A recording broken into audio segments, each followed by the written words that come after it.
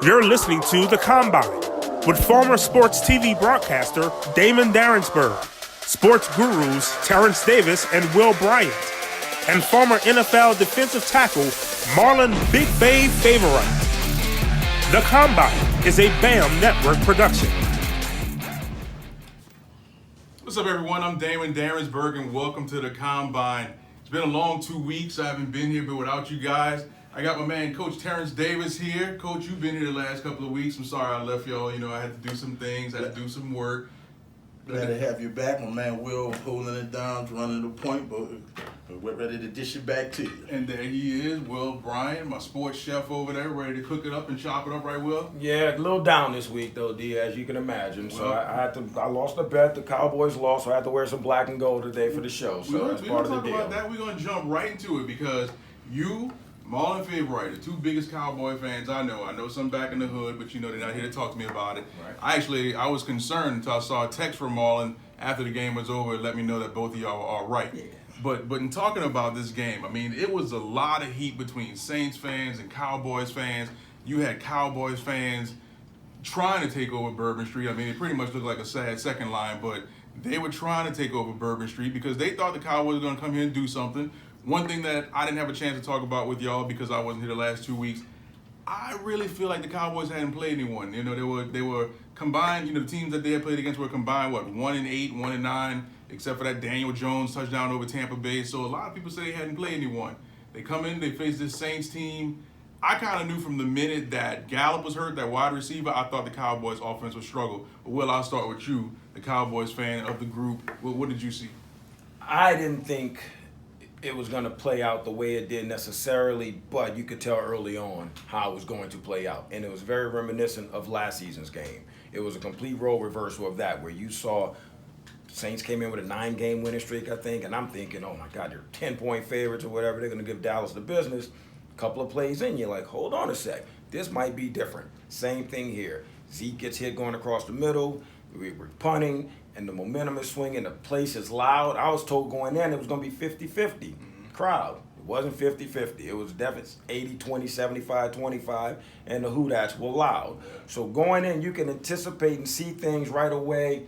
Nowhere for Zeke to run. You can see that up front. The Gallup thing didn't bother me as much because Devin Smith had stepped up the week before against Washington, had a couple of deep plays. So I'm thinking, okay, maybe you'll have that. The thing that surprised me was Lattimore putting Amari Cooper in the witness protection program. That's the one that got me.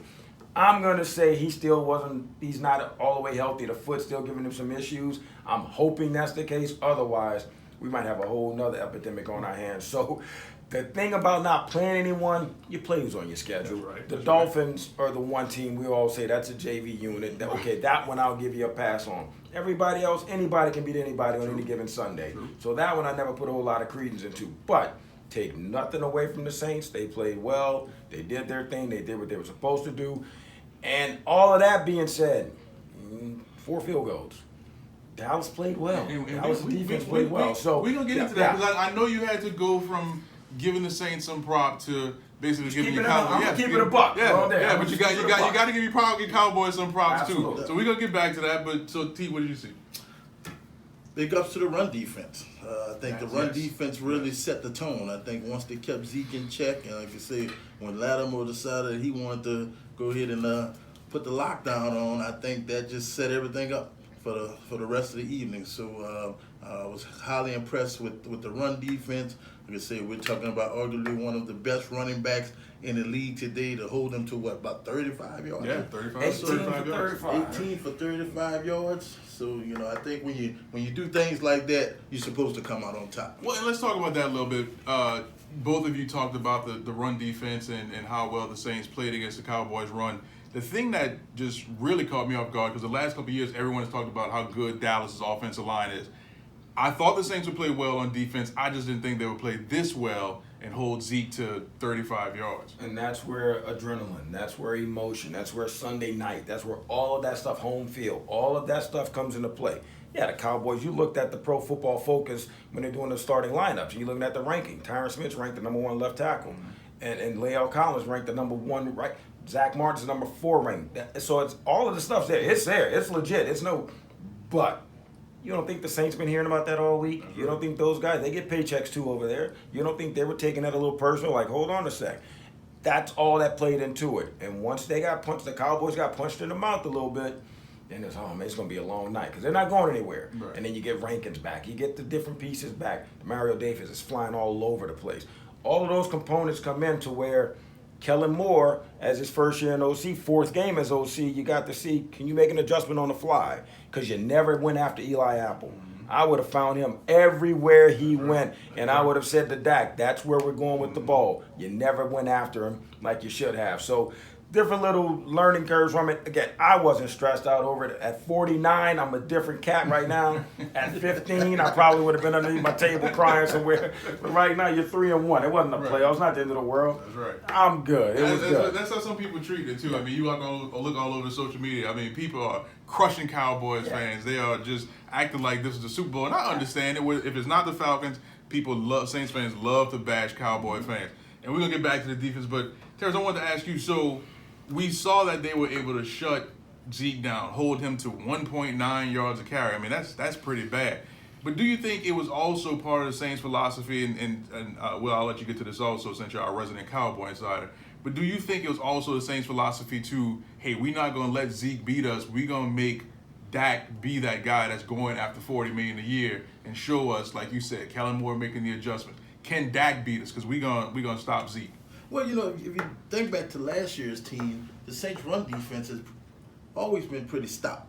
And so I think what we just saw was pretty much the scheme that the Saints run. We're going to take away the run. We're going to hope that this cornerback that we have that we feel is a Pro Bowl type cornerback can rise to the occasion and make plays, and then hopefully everybody else can then help each other out, and then we can get out of here. Well, what you think? I think that strategy applied Dak year 2. Year 1, you caught everybody by surprise. Nobody knew what to do. You know what I love to say. Wait till they get tape on you and see how you adjust. Year 2, it was we're going to put 8 in the box and you're going to have to beat us, especially with Zeke with the suspension. This year, the kids looked a little different. He's come out and been able to make some throws and make some plays to where you forgot Zeke had a $123 the week 2. You forgot he was back. So Pollard gets 100 yards as well. So I think that strategy's out the window. I think the Saints just really went in with, we're good. We can do this. Like, we don't have any qualms whatsoever, and getting Rankins back. We're like, we're going to be fine here. I think we're going to be fine. And that's what they went in and hung their hat on that. And if you got to make a play to beat us, and if the pass rush, it wasn't like we just sat back. Right. Normally, when it's to make Dak beat you, I'm going to have 7 back, them a rush 4, trust his decision-making process to make an error here or there. They were coming after him, making him move around a little bit, which to me, I'm thinking the play he missed Cobb in the end zone. Right. That's him. He can make that throw in his sleep. I love when he's on the run. I'm like, oh, this is oh, yeah. I think he makes that catch, and not saying that it turns into a victory for the Cowboys or anything, but that was definitely a momentum changer when he dropped that ball. Again, I mean, because he was wide open. Right. He ran wide open. I'm like, Dak, you didn't even have to gun it. But that was year 1, Dak, when the book was out on him and how you could rush him in the situation, rush him in the throws. So you're right. It wasn't a deal breaker. Who knows how it would have unfolded still. But it was one of those where it's just like, yeah. But again, credit the Saints. They kept him on his heels. They kept him off his rock. So based on that alone, you just got to give those guys credit. Every now and then a team beats you. Tip your hat, move on. So one person we haven't talked about who I don't think this person gets a lot of credit for how well he's played on the Saints defense is the linebacker Davis. We talked about Lattimore, we talked about the pass rush. But Davis is really holding that defense together as a middle, in the middle and just, making the calls and making the plays. And I don't think he gets a lot of respect for how good of a linebacker he is. As well, he's the emotional leader of the team. If you see while Drew is out, he's the person in the huddle before the game that's talking to everyone and getting everyone focused and getting everyone wild up for the game. So I think his presence has paid big dividends for the Saints. And I'm a guy, as a former player, that I didn't need that to get me excited. I got a uniform on. Dave got a uniform on. We're about to play and keep score. I'm excited. Let's go. So, but certain people do. And he knows how to push those buttons, and he knows his guys better than we do, obviously, and he gets them jacked up. And it showed. I mean, he's sideline to sideline. He was all over the place. And it just trickled down to this guy and to this guy. And Marcus Williams is making plays. The much maligned Marcus Williams. So everybody feeds off of his energy, and it was evident. So, again, I can't take anything away, but it was one of those deals where you got beat by 4 field goals. Yeah, like, let's not go crazy here, you know? You know what I'm saying? Like last year, I had to hear Saints fans telling me, you beat us 13-10, and we had the ball with a chance to win at the end. Right. True that. Right. You beat us 12-10, we had the ball with a chance to win at the end as well, but it seems like you beat us by 50. You didn't. And that's what we're about to go into next. So we talked a little bit about the defense, going on the offensive side of the ball. I mean, yeah, the Saints only got 4 field goals. I mean, Kamara ran the ball well. He had 69 yards on 17 carries. Michael Thomas had 9 catches for 95 yards. But still, they only got 4 field goals. So we know that, you know, we can say normally it's a different looking offense when Drew Brees is back there. But Brees actually played worse against, which is pretty much the same Dallas defense last year. So this year you got 4 field goals. Last year you got a touchdown and a field goal. If you look at the statistics from offensive statistics from last year's game and you compare them to the statistics offensively from this year's game, Teddy Bridgewater-led offense actually fared better against that Dallas defense. And don't give him than too much. Drew Don't Brees. give him too much. No, I'm We're just gonna talking talk about Bridgewater. What we're talking about is just, you know, apples to apples. Yeah. That you're talking about the Saints offense from last year against virtually the same Dallas defense, and this year's offense. And you look at the statistics, you look at the numbers, the analytics, the numbers line up. This year's offense fared better than last year's offense. I just heard Will let out a heavy exhale. So Because, again, it's a carbon copy. I remember last year's game like it was played yesterday. D-Law hit Breeze at some point in that first series, and Breeze was off his spot the rest of the game. You never seen Breeze. And they came in smoking hot, and he was completely off his kill. He got hit. He got rattled. Same thing happened here. Dak got hit a little bit, got rushed a little bit, was off his spot the rest of the night. It was the exact same thing. That set the tempo, set the tone for the whole evening. So it's one of those where we can easily sit there and say, this guy did this guy did that. Teddy didn't play that well.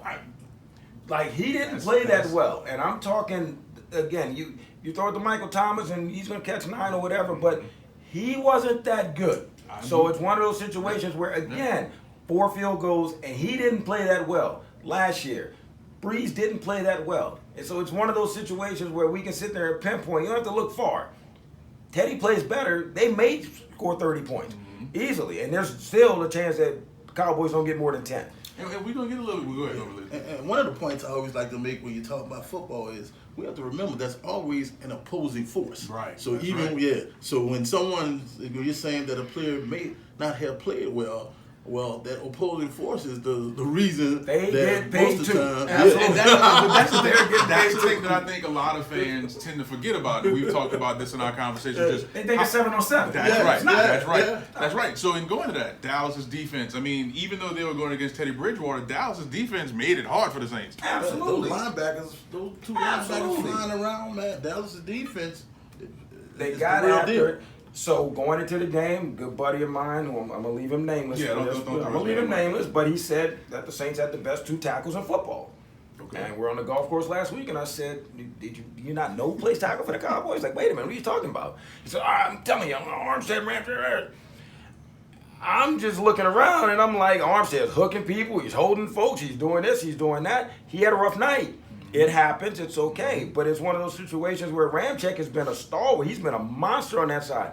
He had a tough night. He played well. You didn't hear from DeMarcus Lawrence. Well, he's moving all over the place. Right. But it's one of those, Robert Quinn was was giving Armstead the blues. Business. He was Right. doing the business. So I'm like, and again, it was all speed rushes, and Armstead couldn't get there. The most athletic left tackle couldn't get there. It happens, man. So it's like one of those, like, don't go crazy. That's why I'm okay. Right. I took it. I'm like, I'm fine, man. It's just one of those deals. But I'm excited looking at the defense, the ends now with Quinn back. I feel good about everything the way it's set up. So I'm perfectly fine with it. No, I mean, like I said, it was just one loss, and of course, people treat it like, a mini Super Bowl when the Saints they're not playing Atlanta, they're playing against the Cowboys. But for me, watching the game, I'm like, look, this is a tough defensive battle. Both defenses are playing well, but I see 2 teams that look like they're gonna be all right for the most part. And could see each other again in January. That's right. Very well. That's right. Yeah. That's the kind of thing I got from Saints fans walking out. They were celebrating, they were happy, but they're thinking, We might have to see them again. So let's try to get home field because, again, I think it's a different situation here. And you're probably right. But Cowboys fans came down in droves. Jerry Jones is walking up and down Bourbon Street. I mean, it was literally, the atmosphere in the city was great. That's what I love more than anything. I mean, I love our city, how we put on for stuff like this, and how it's so convenient for an event like this, where you can literally walk around everywhere. And that's when Jerry's like, I'm gonna take me a stroll down Bourbon Street. And he walked down there, treated him like a celebrity because it was a bunch of Cowboys fans down there. And it was phenomenal. So I enjoyed the whole weekend. I mean, I wish we could have won, obviously, but it was a great environment. Man, I gotta tell you, I was walking in front of the Superdome, walking to my car, because where I work, I park in the Superdome. And there's these guys, and I actually put a picture of them on Facebook. There's these guys in a black Escalade. They got the Dallas Cowboys in the window. They got the cowboy hats on, and two of them, like, they saw. I had to take a picture of them because they just look ridiculous. So I pull out my phone and take a picture of them, and two of them pull out a championship, like a homemade home ec championship wrestling belt. And I said, man, if I see Will or Fave come into this studio with a championship belt, I'm talking to him out of protest. Like, I'm not even talking to him anymore. But it made me think of y'all because I know how much y'all love the Cowboys. But like you say, I was just seeing this all over the place. That people are just, first of all, a brother in a Cowboy hat, I'm not used to that. One of the dudes, I swore he had Spurs on. I'm with you. I'm with you. They're like, hold on, dude, wait a minute. I mean, the belts, what is all that? I mean, that's... if you go to a Cowboys game in Dallas, which I've been to several, you see that everywhere. It's an epidemic. You're like, good Lord. So I can't go there. I'm not even... Some of them drive me nuts. It's like to the point where I just want to be in my own little cubby hole, leave me alone. I'm not fan show fanatic. I'm realistic. I get it. I know the game a little bit, played it a little bit, so I look at it differently. I don't get into the whole smack talk thing. I had guys calling me. I heard from people I haven't heard from. I didn't know you had my number. Right. I had people hitting me up after the game, and I'm like, I didn't play. Right. I had no tackles. I did nothing. I didn't break a sweat. Like, why are you coming after me? Okay, I get it now. But it's like, calm down on that, man. I guess the talking amongst the fan bases is what. I don't do that. I don't even talk for me. Right. And I'm like, I just believe in, I believe in the karma game. I believe if I go around talking crap, I'm going to turn an ankle. So I do. I've always felt that way. You'll never catch me talking smack. If I play a good game, I'm like, hey, man, good game. Next time, you know what? I just can't do it. I don't get it. But folks are barking up a storm, and I'm like, man, y'all can have that. Will, what about you? T, you talk trash to Cowboys fans and... No, I didn't talk trash, but I did see some footage of the second line down Bourbon Street. That was hilarious. And so forth. And some folks calling me and were saying, well, how y'all gonna just let those people come down and take over Bourbon Street? I said, man, we don't hang out on Bourbon Street. First of all, we don't hang out on Bourbon Street. Bourbon Street is for them. It's for them. They're supposed to take over Bourbon Do Street. people not understand how easy it is to organize a second line? Well, you pay $35 to the city, and you got a second line. And thirdly, that second line was so sad. Yes. I don't even know if you needed the energy to put to it to tell somebody to stop. Exactly. Just let them have Let that them go. beautiful second Let line. them people be. And please. Yes.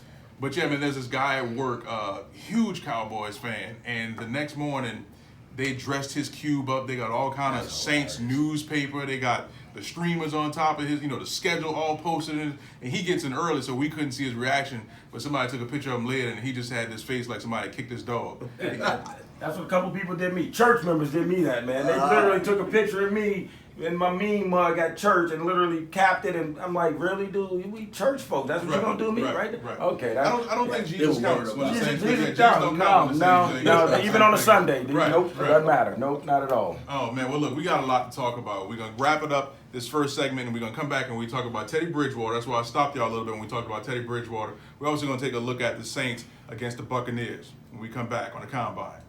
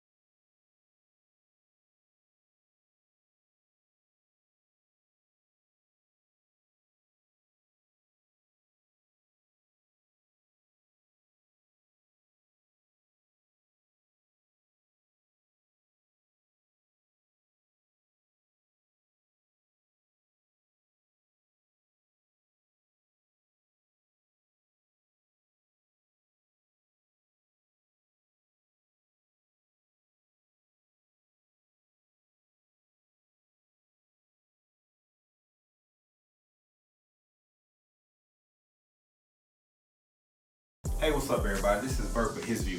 Listen, our last episode, we talked about can men and women be friends in a relationship with the opposite sex. Listen, I want to know what you all think. Go catch our latest episode at BAMM Network YouTube Live.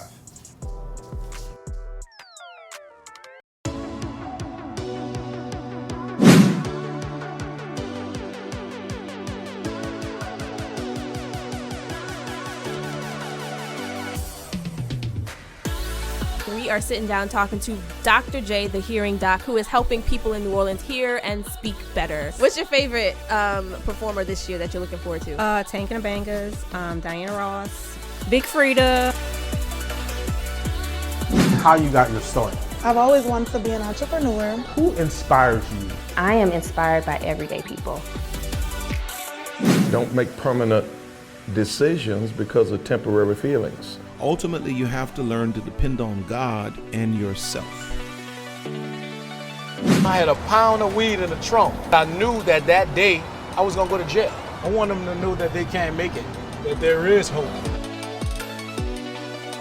In New Orleans, art is everywhere, but sometimes that artistry could come at a price. Just to put a mural up should not cost an artist $500. We think it should be $50.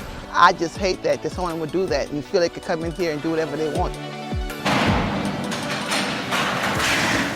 I went to prison for distribution of cocaine, and that was the past life. There should not be prison without reentry service, just period.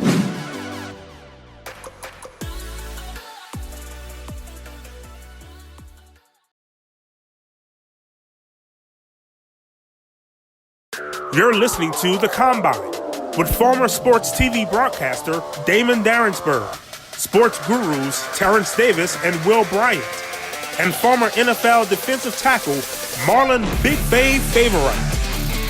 The Combine is a BAMM Network production.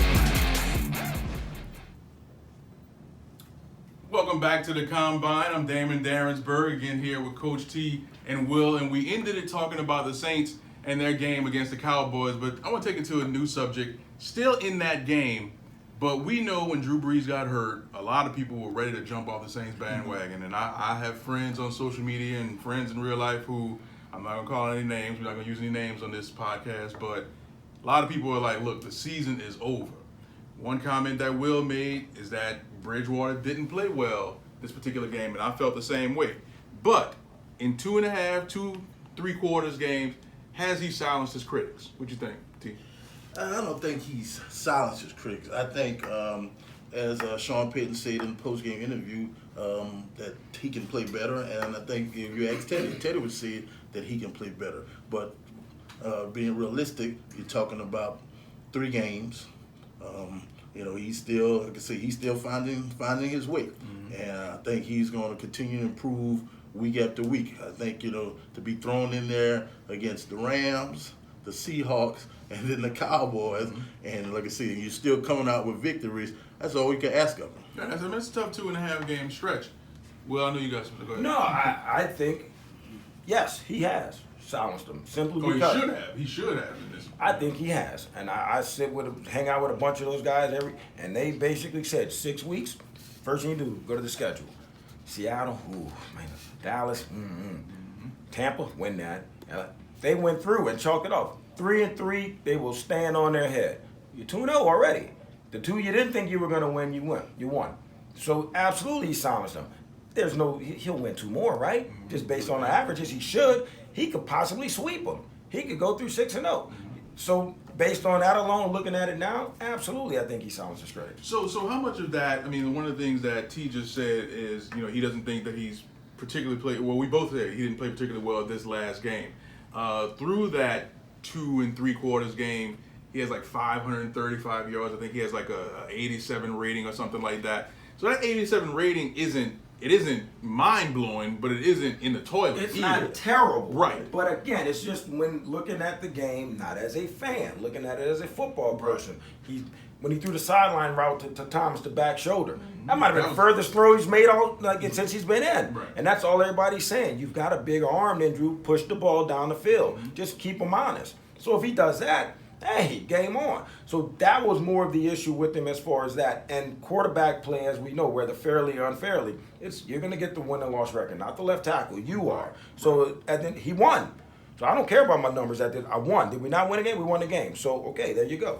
I don't like that. I don't like how they try and treat a quarterback like a baseball pitcher. But that's a whole other. No, we can get in it because again, I agree. He touches the ball every play. So does the center. Does the center have a one-loss record? No. Exactly. But the quarterback also doesn't play defense. Play defense? I don't understand how a quarterback gets the win. I just don't. Because the quarterback gets everything. The quarterback gets the credit when they win, whether fair or not. He gets the blame when they lose, whether fair or not. That's part of the business. But if I'm not mistaken, that left tackle making a whole lot of money as well, and is considered to be the second most important guy. Right. The defensive end that goes against it is the third most important. Right. So those guys break down, but the quarterback, that guy, the CEO of the company, is the guy that's going to get the one-loss record fairly, unfairly. It's not fair, but that's how it goes, and that's the deal. That's what you sign up for. Yeah. And we've been having a lot of holding calls on the offensive line. Are you saying that they've been holding calls, or you saying that they were called holding calls and they weren't actually holding calls, Coach T? What you saying right there? I'm saying that we've been getting holding calls. Are you saying that they've been holding, Coach T? Yeah, well, I'm saying yeah. Are you seeing holding, or are you seeing? Oh, I'm seeing. Are you seeing? So you're seeing holding. We're getting holding calls. Our O-line is holding. Okay, thanks. That's what I was with. I was looking for clarity there. All right. Okay. Yeah. All right. So we're getting holding calls, and that is now putting your offense. You're going from 1st and 10 to first and 20, and so now you coming in game planning on 1st and 10, and then you're working out a 1st and 20. So we're talking, and that's been a couple of weeks in a row. So a lot of times he's been really kind of working out some holes. And you touched on that, and I wanted to bring this up on officiating because I had this conversation earlier as well. Two similar plays, damn near identical plays. When Dak scrambled, slid, dove over his head, grazed his head 15 yards. Teddy scrambled, slid, same play. Defender dove over his head, dove over him, grazed his head, no call. Saints fans are up in arms. See, there's a conspiracy, they're out to get us, whatever.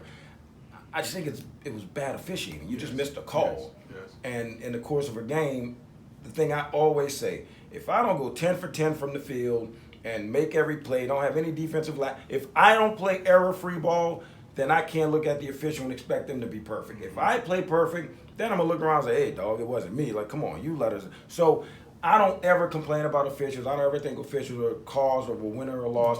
Even last year's champion, I just don't think if Drew hits Michael Thomas, he walks in the end zone. Nobody calls. So I don't like to play that card. But you look at that's just glaring. That's right there. Like, it's the exact same play. The quarterback slid. Defender tried to get out of his way. I don't know if he was trying to hit him or not. But the Cowboy, when Dak got hit, it was 15. Teddy got hit, it wasn't. I'm just like, they have to do better. Right, the officiating, it has to get better. And it's one of those situations on Sunday night where everybody's watching. You can't have that. You can't have that. And that's the thing for me. So you said it. Officiating has been a struggle all over the league. I mean, everyone knows that I'm a Vikings fan, so I watch the Vikings, I watch other games. But the officiating is bad all around. And the thing that's really terrible for me, I don't like this pass interference replay. Oh, gosh. I just don't like it because if you're watching it in slow motion, I know we've kind of gotten off subject, but if you're watching it in slow motion, there are things that you can see that at game speed doesn't look like what it looked like when you're watching it in slow motion. So then you're going to reverse the call based on what you saw at 1/10 of the speed at what it happened at. I just don't think that's good for football. It's not good, but that goes back to the heat that they felt they were under after last year because it's like you cost a team a chance to go to the Super Bowl. So now you have to fix that. And they went over. They over-exaggerated with the fixing of it. That can be called every play, man. Mm-hmm. If you're playing bumper run coverage, I'm grabbing you past the 5 yard. That can be called every play. Holding can be called every play. You want to be out here all day? But the NFL is a $15 billion business. And I saw this on Twitter the other day where a guy's marking the ball in the San Francisco game. He's going to mark, the referee's trying to mark, and he can't figure out where to spot the left heel. And everybody's like, $15 billion enterprise. Right. And that's how they decided where the ball is marked. Right. And that first down or fourth down or overturned downs could cost that guy his job. And that's how this dude's figuring out wait, let me get my feet right. First down, that's wait a minute. Yeah. And we got two guys holding a chain. That's determining what's going. $15 billion. We haven't figured out a better system to get this done yet. And if it's close enough, I'm reaching in my pocket and pulling out a card, index card. $15 billion industry. And this is how we're determining whether or not a coach is going to get fired or not. If I win this game by this half. Really? That to me is the bigger problem, to where you can't tell me we can't put something in a ball, something in something, to where we can have this, get a drone over it, something. Well, just all this, like you say, just all this technology. You got cameras in the first down stick, and you got cameras in the pylons in the end zone. I mean, I'm with you. I mean, no way that I didn't know it was 15. I thought it was, a little closer to 12 or something like that. But, just this industry that makes all this money and you can't figure out a way to get calls correct. That's mind-boggling to me. But we're not going to play that card. We're not going to lean on those. We're not going to do that. They get more right than wrong. Yes. And I saw Jason Witten's catch on the sideline. He got the toes. I mean, bam, he got the toes down, and you're like, and all he does, the way they do the teamwork, he looks. You have a catch. You have. I got a catch. I got the feet. You got the catch. Catch. Let's go. And he's like, nobody questions it. Right. But it's bang bang, and it's right there in real time. Look, I wouldn't want that job. I wouldn't want no part of that job. So I commend them. And when you look back at it, you're like, they're wrong. I mean, they're right a lot. Yeah. And you got to think, what do we had to operate with the scrutiny of that everyone else can see what's going on from different vantage points in slow motion, something that I have to make a judgment on in real time. Exactly. Just think about somebody watching you all day at your job and then coming in at your job now. Boy, now you're touching on something right there. That's something I would love to do. I would love for the player to follow some of these guys at their job and be like, boo. Right. Can't believe you didn't get that report right. Boo. I would love that. I would love for it. Player to be able to Cam George to show up at the office one day like you give a presentation. Right. That's terrible. Right. You missed it. You missed it. Can't believe you didn't cross that too. And I had this conversation with somebody once, and the thing they said was, "Well, I don't get paid millions of dollars." I'm like, well, what difference does it make? It's your livelihood, it's their livelihood, and you feel the need because you paid to watch them. So they shouldn't make mistakes? Exactly. Stop it. And I know we might talk about this later, so that means that a college athlete who doesn't get paid anything, then you have to live up to it, right? Okay, you go jump in the gun. You just go ahead and jump in. I mean, you just put the roux in based on. You put the sausage away too early just now, man. It's all right. We'll pick it up. So we were going to talk about this. So I guess we'll come back to Tampa because I know people want to hear what we got to say about the Bucks and dropping 55 on the Rams. But in saying that, college athletes in California is going to allow their college athletes to be able to collect money off of their likeness. I don't know if any of you two play video games, but, NCAA college football. Remember the yellow band in law? Yes. Yeah. I mean, in the Coach K video game, but if you're playing with LSU and you had, number 7 as a cornerback, you knew that was Patrick Peterson, but he couldn't make money off of the fact that they're using his likeness. If you go, I remember when I was a big Fab Five fan when Michigan, when the freshman was playing. Yeah. So if you bought a Michigan jersey at that time that was number 4 or number 5, you knew that you were buying Chris Webber or Juwan Howard. Or was 5 Jalen Rose? No. Yeah, 5 was Jalen Rose. Juwan was 25. Juwan 25. Right. But again, I wrote a paper on this at Grambling. I killed it, destroyed it, and literally, this is 94. I did this like right after the Fab Five was done. I wrote. And that was my exact argument. And then later you see the documentary where they talk about it on the 30 for 30, where Jalen's like, we walking around, we looking in stores, and we're like, wait a minute, that's my jersey. That's right. And I don't get anything for it. That's right. And that's where it all stems from. But what they did for Nike back then, they came out with the Barclays with the black socks. I had a pair of those. We all did. Couldn't wait, and we had the black socks. Make sure the Nike, everything is. We all did. It was based on that, and they couldn't get a nickel for it. Now again. You knew that going in. And as a former collegiate athlete, I'm thinking to myself, that'd have been pretty cool to have a couple of bucks to store away. Right. But it's one of those where what's fair, what's not fair. Well, you know what? I wasn't born like Zion. Right. So I shouldn't get the same thing as Zion. And I get that. I understand that. If the car dealership wants him to pitch their stuff because he is who he is, hey, man, I don't blame. That's the way God did it. That's the way it is. So it's okay. But that's what everybody's complaining about now, how it's going to be fair to the swimmer, to the tennis player, hey, work on your jump shot. I don't know. I mean, I can't.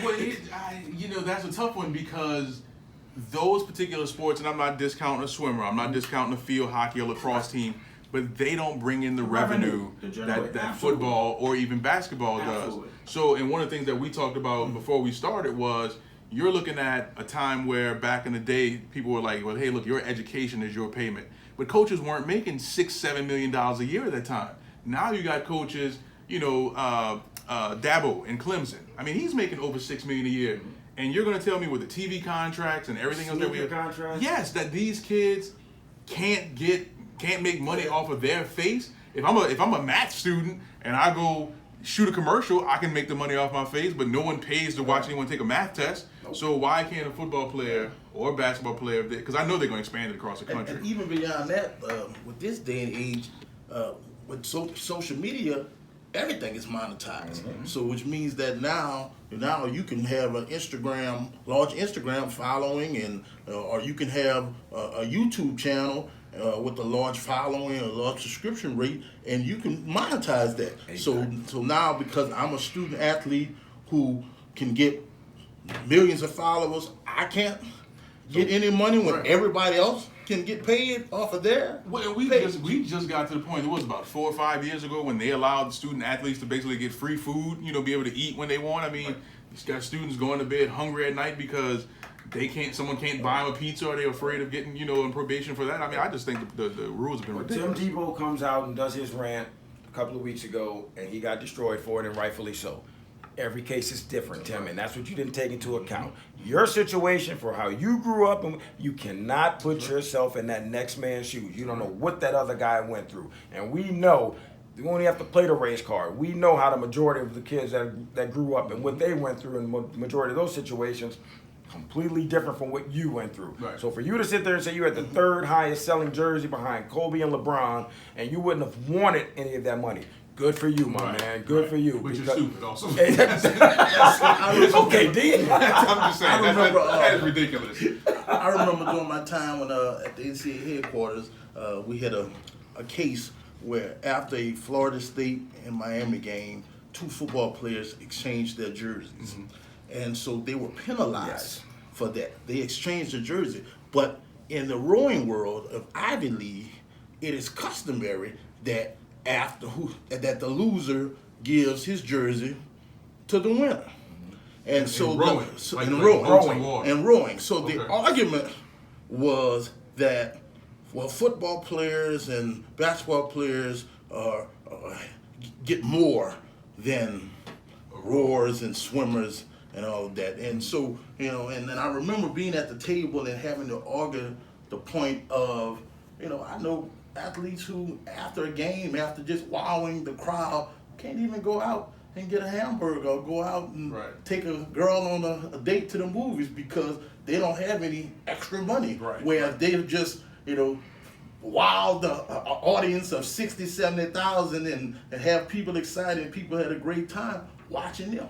And part of that deal was always, why am I here? The student athlete thing, yeah, I get it. We got a degree, that's fine. But we always knew that one guy or several guys who were really, really good at their craft, they're here for one reason and one reason only, to get to the next level, whatever it may be. So if it's a one and done situation where it's 3 years in football, whatever, we knew what that deal was.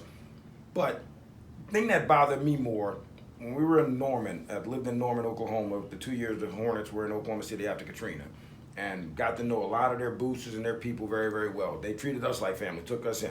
So Tuesday nights, one of the guys would have dinner at his house, and he'd feed the offensive line. His wife would cook a spread, and they'd all come over and they'd pig out or whatever. Something as simple as that had to be governed and approved and signed off on before it could be done. And I'm just thinking to myself, if Bob Stoops at the time, who was making $6-7 million a year, wanted to have the entire team over to his house for dinner, 100 kids, come on over for dinner, I'm gonna feed all of y'all. That had to be approved and governed and sanctioned. I'm like, we're feeding a kid. Right. And what if I just want to reach in my pocket and give everybody $100? Hey guys, great game tonight. Y'all go have a good time tonight on me. He can afford to do that and not even miss a beat, but he can't. And a lot of those kids, like you said, just laid it on the line, did what they did. Again, you know what you signed up for when you get there. But when I'm after this, I got a training table, I got some food right here. But I want to go on a date. I want to go do something. I want to go hang out. Can't. And you can't get a job either. Right. That's the other part That's that gets right. lost in That's what I was You're gonna not go to allowed to have a next. job because you don't have time to get a job. That's right. So don't tell me to go get a job. I got a Pell Grant. Okay, well, not sure how that's going to break down. So there's just so many layers to it. And then not everyone gets that Pell Grant. Not everybody gets it. So there's so many layers to it to where it's just like you do the math of it and it doesn't add up. So I'm interested to see how it plays out. California, kudos to you for doing so. It's still a couple of years away, Right. but California has always been a state that's for the worker. They're big on it, so it's not a surprise that they would be the ones to push it through. But looking at it, it'll be interesting to see. And it goes back to Ed O'Bannon when he started it back then with the EA Sports and the March Madness game to the point where they stopped the game. Right. They don't produce the game anymore because they were like, oh crap, he's right. That's right. They stopped the game. And the same thing, the college football, the whole deal, to your point about the number 7 jersey. Now, if I walk in the LSU bookstore or somewhere on campus and buy a number 7 jersey, who am I supporting? Patrick Peterson, Fournette, Honey Badger? Where am I going with that? Is it Delpit this year? So it's one of those situations now where everybody, now it's a tradition to wear number 7. Who's going to be the one to stand up and fight? Hey, wait a minute. What about me? What about me? So all of that stuff's about to come to fruition now, come to the top, and it'll be interesting to see how it shakes out. And then that's the thing. I think, like you say, with California, just being for the worker and somewhat being progressive in certain things. I really think this is going to spread. Now you say it is a long time because it's 2023, right? Well, yeah. I thought it was a couple of years, 2 to 3 years. 2020. I mean, that's a long period of time, but still, it's enough time for one, them to get this hashed out, and two, other states to jump on and say, hey, look, we think we should do this also because, like you said, I feel like once you start to see these TV contracts go through college football, I'm like, all right, these kids are being exploited. I mean, there's no way in the world the school is making all this money off of television, the coach is making all this money because you just see the salaries constantly doing that. And like you said, kid can't. The facilities now. Yes. And LSU is just a teardrop. I just saw Nebraska. I grew up a Nebraska fan, so I still get their alerts or whatever. I just saw the $155 million facility. And they're not good. Hey, man. So, not as good as we were in the 90s. Right. Hold on, man. You just be taking shaft. You've been gone for 2 weeks, come back feisty. I gave you your seat back, man. I'm just saying, man. I mean, Scott Frost, he was a great quarterback when he was there, but now you're coaching. And better than Kirk Cousins. Now, you want to go there? We went there. You want to go there? We went there. Gloves are on. What are gloves? You want to go there? We went there. Well, so we taking it back to pro football. I'm throwing a flag on the plate, man. Nobody said nothing about Kirk Cousins. I did hit you low. I'm sorry. I'm just saying. I get in the corner. I got to come out swinging. If we're going back to pro football, look, Kirk Cousins. I mean, look, I'm the Vikings fan, but he is absolutely terrible this year. The Vikings offense is terrible. They're trying to run that new zone blocking scheme. And they're going to run Dalvin Cook into the ground. So you got Cousins, and I don't know how much you watch him, but it seems like every third play is a bootleg to one side of the field, roll out, you're cutting off half of the field, Thielen's way over here, so you're not even having him on the route to the side that you're running through, and their passing game just looks disjointed and terrible. So, guy at my job, he has Cousins on his fantasy team, and he knows I'm a Well, he's the backup. He's the backup. But he's like, I haven't played him the last 2 weeks because he just not putting up any points. And I'm like, it's not only him because when they signed him to $84 million, I'm like, look, I don't know. I don't really think he's worth that, but I'll give him a shot. But now you brought up this new offensive coordinator, and like I said, they're trying to run Dalvin Cook into the ground, and I just don't think. D, you knew he wasn't worth it. Just come out and say you knew he wasn't. When they gave it to him, we laughed. When Case Keenum got money, we laughed. You knew he wasn't worth it. Everybody knew he wasn't worth it. I didn't want it. You just got to run. It only takes one. You take that one owner. That's all. I need one to believe in me, and I'm gonna run with that. You knew he wasn't worth it. Well, it's just like dude in Washington, Haskins, the quarterback. I mean, Gruden didn't want him. No. Snyder wanted him. But they wanted Alex Smith, and we knew what we had in Alex Smith. We've been knowing what you have in Alex Smith. He is what he is. They gave him money as well. Yeah. We know what we're dealing with, man. People get caught up in the hype of everything. We do. Kirk Cousins won a couple of games in Washington. You're like, oh yeah, that's my franchise. Right. No, he wasn't. He wasn't a franchise quarterback in college. He wasn't. He is what he is. He ain't $28 million, and that's the problem. So now Dak is walking in. He got 28. No, man, I'm not paying you what because they're dumb over there paying you that. I don't have to give. Where's that written? I don't have to give you that. Right. So no, that's exactly the issue you have right now of people. Kirk Cousins set the bar. Hey, set the bar low. That's what he's done. Very low. And I don't know how much of that is guaranteed, but look at it. Too much of it. Yeah, it's about to be. He might be a situation right now. You cut me low when you brought it up. So speaking of quarterbacks. We're going to start talking about, when we come back, we are going to wrap it up with Saints preview against the Tampa Bay Buccaneers, because I want to talk a little bit about Jameis Winston and the game he had. And a new one, T, I think you might like this one. There's a company that's willing to pay you to try food at different stadiums. We'll talk about that when we come back on the Combine. My next job. I'm right next to you, brother. My next job.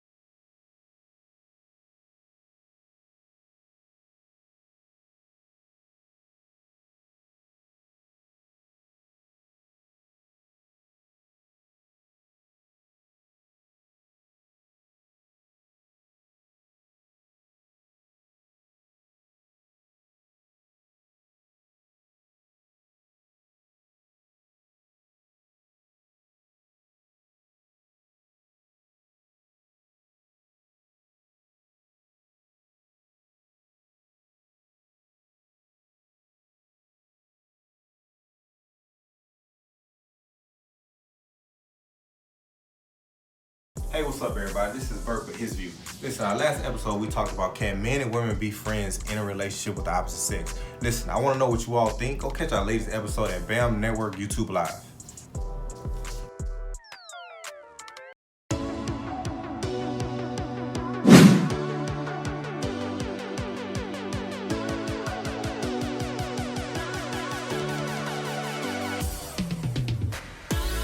We are sitting down talking to Dr. J, the hearing doc, who is helping people in New Orleans hear and speak better. What's your favorite performer this year that you're looking forward to?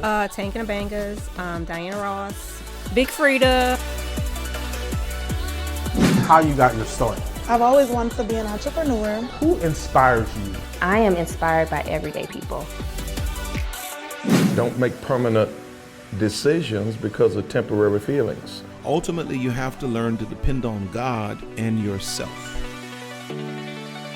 I had a pound of weed in the trunk. I knew that that day I was going to go to jail. I want them to know that they can't make it, that there is hope.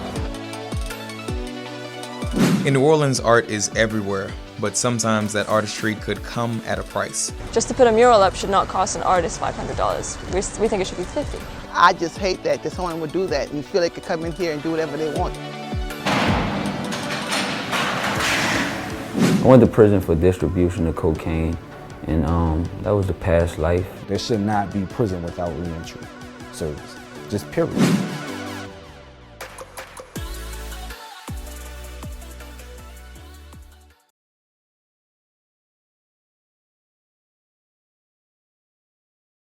You're listening to The Combine with former sports TV broadcaster Damon Darrensburg, sports gurus Terrence Davis and Will Bryant, and former NFL defensive tackle Marlon Big Bay Favorite.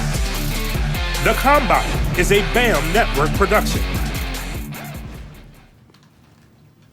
All right, welcome back to the Combine. And we just want to remind everyone to go ahead and subscribe to the BAMM Network on YouTube, and that way you'll get notifications when the Combine is going live every Wednesday night at 7:15. That's enough of that. Let's get back to the Bucs and the Saints. So we're going to do a little preview. And so a lot of people, they look at this NFC South and they're like, hey, the Saints probably got this one. Atlanta is looking like trash. Carolina has actually looked better since Kyle Allen, which he didn't have a great game last week, but Cam Newton, he took off the big bad wolf outfit. He's sitting on the sidelines. Kyle Allen steps in. He's playing well. And now Tampa, they beat a Rams, dropped 55 on the Rams. Jameis Winston looked like the Jameis Winston that people thought he would be coming out of Florida State. They beat the Saints last year, but they did it with Fitzpatrick. I was going to say Fitzmagic, but Fitzpatrick. Yeah, but I mean, I don't know what to think about this Tampa game. It's going to depend on what Jameis Winston shows up, and you never know. Is it the one that stole crab legs, Or is it the one that played like he did last Allegedly. week? Well, yeah. He didn't steal them. It was tradition in Tallahassee that stop that. You're just throwing darts. Go ahead, man. Go ahead, BT. I think you hit it on the nose. It's which Jameis Winston shows up. I mean, we always knew he was talented. We always knew that he had the ability to lead a powerful offense. But which one shows up? The one that throws touchdown passes or the one that throws the interceptions? So I think that's what it all depends on. I mean, well, Goodwin had a good week. I mean, Mike Evans has had 2 good weeks in a row. I think a lot of people thought, who's their coach name? With the glasses. Yes. I think people thought that he was going to really turn Winston around, and this could be that turning point. He's always been the quarterback whisperer, so to speak, from his Roethlisberger in Pittsburgh to Andrew Luck. Like, he's always been that guy to have a little magic touch of quarterback. But my question is basically simple as this. Mm-hmm. In professional sports, do you believe in momentum? Do you believe in a letdown? Now, we're not dealing with 18 or 19-year-old kids where they have a big win in the next week or the look-ahead games or whatever. Sunday to Sunday, any given Sunday. That's right. So based off of that, will the Saints have a letdown? At the Cowboys game, I mean, that was an emotional, big-time win. I can see them potentially getting off to a slow start in this game. Right. And can Jameis stay hot? I tell you what, I want to see Marshawn Lattimore because Mike Evans has always given the Saints problems. He's given everybody problems, but again, so that'll be fun to watch, interesting to watch. So I'll be looking at that more than anything. The emotional high of Sunday night. Now you got to turn back around again, shortened week, so to speak, but do they come out now and struggle early on? That'll be the thing I'll be looking at more than anything. And I think you get the balance with that because I think Tampa's coming off an emotional high of dropping 55 on the Rams. So I like to see how both teams rebound. In the same way we talk about Jameis, which one will show up, I like to see which one of the Saints' defense will show up. Is the defensive backs that showed up on Sunday night or the ones that we kind of saw early in the season? And while we're talking about them scoring 55, they gave up 46. They gave up 40. Yeah, but that's the thing. So, and this is kind of why I asked about Bridgewater a little bit earlier because, yeah, Tampa gave up 40, but the Saints' offense, to me, hasn't looked like a team with Bridgewater that's ready to score 40. You know, they put up, 33 in Seattle or something like that? But the defense scored, defense scored a touchdown. Right, so the offense is not putting up 33 points. It doesn't look like it's even threatening. And that's why I'm like, if Jameis comes in hot and that offense is playing like they have the last couple of weeks, I don't know so much if it would be a letdown. I just think Tampa could put some points on the board. The Saints defense would have to play lights out to just hold them out. I see it just the opposite. I see it as a sense of they gave up 40. And so Teddy might look a little bit better this week. And Alvin been off the chain. Man. He's been ridiculous. So if you're looking at this game, you say, I just look at Alvin. We're going to feed you until your tongue's hanging out your mouth, and then we're going to suck them in and then over the top. Because that's how I'd be looking at it. Now, Tampa's got names on defense, but do they have players on defense? So I expect this to be the Rams game's a wash. Don't even count Teddy for that one. Next game, he's like, I don't want to screw this up. Next game, he got a little bit more. This is the one where if I'm a Saints fan, I'm looking at it like, okay, gloves are off, literally, let's go, Teddy. I want to see you push the ball down the field. These people just gave up 40. They're not stopping anybody. Let's see what we can do. Our defense is holding people down. Right. You give us 3 touchdowns, we can win this thing. Right. So I think that's the approach I would have, but I would just guard against, because I look at Tulane with their big win, and now they've got Army. Army's 3-1, and Army always gives them trouble. LSU had a big win, and now they've got Utah State at 11 o'clock. Are they looking ahead to SEC play? So that's kids. They're entitled to, that's going to happen with kids. That's a coach's job. That's why you make it 7 minutes. Keep these guys motivated or whatever. In the league, hey man, like we just said, you get paid too. You're a professional. This is your job, your livelihood. So it'll be interesting to see how they come out for the game. Now, one of the things you said, and T, I want to get your opinion on this. You said that you would run Kamara until his tongue's hanging out. And he's been, he's Kamara. He's been having a great season doing what he does. Do you feel like, because I don't see Murray getting the ball. Like, I thought that they would give, Kamara some spells and probably give Murray a few more carries, but it just doesn't seem like we're seeing him that much. Yeah, I know how you feel. He's almost been like a ghost. And I think, when you talk about, who he's replacing and how much we saw the balance last year, I think we expected we expected to see a little bit more. And now that you're talking about having a replacement quarterback in, you would think we would be feeding those backs a tad bit more, but haven't seen much of him. That dude's good. 41's good, man. 41's great. He's not good. He's great. I don't need to see 28. No offense. Look, again, give him a break? When I'm tired. That's the only time I want to see 28. That dude is good. He's and he doesn't touch the ball enough. Is 41 better than Zeke? What did I say? Can I get him to touch the ball 30 times a game? That's all I said to you. Can he touch the ball more than 16 times? No, that dude, if it was me calling the plays, dude's tongue is hanging out his mouth. I'm sorry. When Zeke is cooking, what? His tongue's hanging out. So that's all I would love to see that. He's put on the weight. He hasn't lost a step. The first guy never brings him down. He can go between the tackles. He can bounce it outside. He's catching it. I don't need 28. I'm sorry. Until he taps his chest and says, hey, I need a blow. I just don't want to run the dude in the ground. And it just seems like, so what it makes me think about was last year when Ingram had that 4-game suspension, and that's exactly what they did. They ran Kamara until his tongue was hanging out, tires was coming off, and that dude was blue.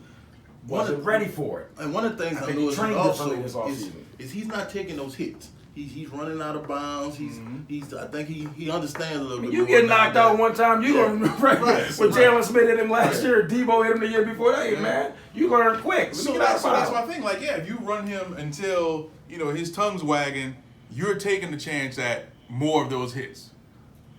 Again, I don't have to give him the ball that many times, but I need him on the field. Yeah, I get that. And the thing, because God, y'all gonna get me started again because when Taysom Hill comes in the game and it's the read option situation, and I'm just sitting there, Robert Quinn, stay home. Right, I'm in the sweet level. Look, stay home. This dummy that went for the bite.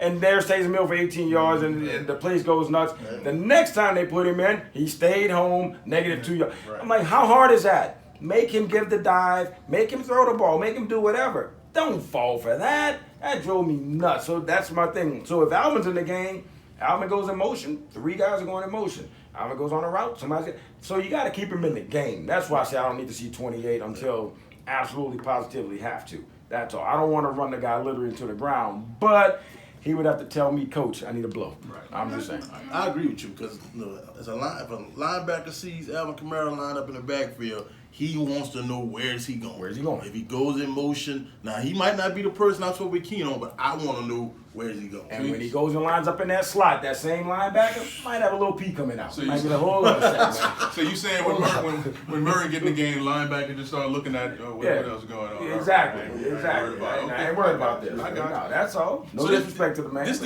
something new. So with this game against Tampa, I'm asking y'all for a prediction, for score. And I don't normally like to do that, but I like to see what y'all think about what you think the score is going to be. Some Will. We did it a couple of weeks ago, actually. Okay. So this is okay. I'm okay with this. I have the Saints, and I have the Saints 31-21. I'm saying Teddy comes out of it. He finds it because again, Tampa's going to help. Right. So I think this is the one. If you can't get going now, then might be. I think this is the one he gets going. 31-21 Saints. Okay. 28-14 Saints. Wow, you give him a 2 touchdowns. Yeah, I see the defense rising to the occasion again, getting James a little frazzled, and he throws some picks. And then I see them kind of let Bridgewater go ahead and put it down the field a little bit. I'm gonna say 27-21. Who? Saints. Oh. 27-21. 27-21. Let me give it to the Saints. But I think like you said, the defense is going to play well. And but I don't see them. Bruce Arians' game planning should be fun to watch. Okay. I'll be interested to see that. All right. So now we're starting to wrap this up. But one last thing I want to talk about is that there's a website called PicksWise. Okay. And what they're doing is they're going to pick someone and they're going to give that person $500 to go to 5 NBA games and rank their favorite stadium foods. So they're going to send them to 5 different games and rank the food at those different stadiums. So I want to know, what's the best food y'all ever had at a stadium? Any stadium? Any stadium. It could be Tad Gormley. It could be Herman. Soldier Field. Okay. Has a sandwich called the Midway Monster. Mm-hmm. What's on that? Corned beef. Yeah. It's like a hot dog split in half with sauerkraut, and it's stacked up. It's called the Midway Monster. Sound like it. Okay. Yeah, when he made that face, like he meant that thing. He meant that. Serious. He Yeah, didn't he meant his that. eye and everything. Beard way up there. Yeah. All right. What about you, Will? Philly, at the vet. Back in the day, I got to go back. When I was at prep school in Pennsylvania, went to the vet, and back then you could actually bring your own food in, which was crazy. Foreign concept. But Pats and Chinos were in the stadium. Right. Love a cheesesteak. I that's my favorite. I love a cheesesteak, and it's the provolone, not the cheese whiz. Right. Don't do it. Right. Yeah, Never get that out of here. The peppers and the mushrooms and onions and. I'm talking in big foot long joint. It's so good. I'll go to Philly game right now just for that. Just for that. Absolutely. All right. So for me, Fenway Park, they got this meal called the Buffalo Chicken Tachos. All right. And so what it is buffalo chicken nuggets, tater tots on top of nachos with provolone and mozzarella cheese and peppers, and man, I ate that, and I had a banana split brownie sundae. Did it come in a baseball helmet? Did the sundae come in a baseball? Yes, it did. Yes, it did. But it was a banana with brownie bits in the middle, and I got to get without nuts because I'm allergic to nuts. Yeah. But I mean, man, I just sat there, and I think I ate 13,000 calories. Did you watch the rest I was of the about game? to say, no. Who won? It was actually Boston against Tampa, and I think the Red Sox won. You don't know. You're making it up right now. You have no idea. I just sat there like it was, So I'm gonna ask the audience, just what would y'all eat? If you had a chance to go to a stadium and pick whatever you wanted to eat, someone's paying you $500, what would you want to eat? So we'll check out your comments when they pop up on YouTube. But man, fellas, I think we got to wrap this one up. We've been doing this. It's great to be back with you guys. Hopefully when we come back next week, we're going to be talking about the Saints victory and the Vikings victory and maybe the Cowboys victory. And the Devil Rays are up 4-0, or the Rays are up 4-0 over the A's. I got the baseball. Lowest payroll in baseball, and they're up 4-0 in that first game. There you go. All right, folks. Well, I'm Damon Darensburg. I'm saying good night for Coach T, and I'm saying good night for Will. We see y'all later on the Combine. The Combine is a BAMM Network production.